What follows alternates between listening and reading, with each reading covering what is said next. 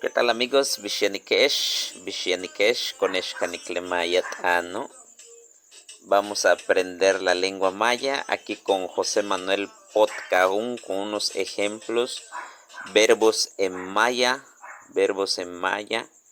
Y entonces nos pone un ejemplo, por ejemplo, tenetan insit. Yo estoy saltando o brincando, y bueno, quiere que hagamos una conjugación de 6 verbos que nos presente por acá.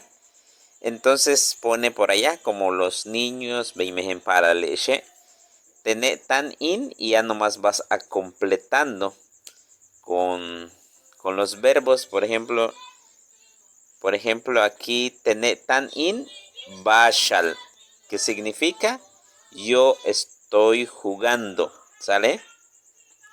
Y la otra dice tenetan in okot. Tenetan in okot, yo estoy bailando.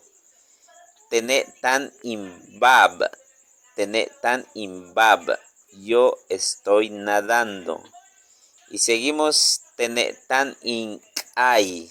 Tenetan in k'ay, yo estoy cantando. Y casi ya vamos terminando. Taitakaxoxik. Tene tan in tzib. Tene tan in tzib. Yo estoy escribiendo. Y por último dice tene tan in ichkil. Tene tan in ichkil. Yo estoy bañando. Pues bueno, este es un gran material.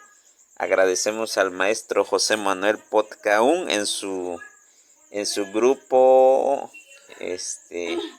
pues muy interesante, en este grupo que se llama Aprende Lengua, Filosofía y Cultura Maya. Así que pues bueno, muchas felicidades. Aquí pues lo reforzamos con la pronunciación para que se les sea más práctico para las personas nuevas, como pues hacer que esta lengua pues trascienda. Saludos, Kimak Hola Titesh.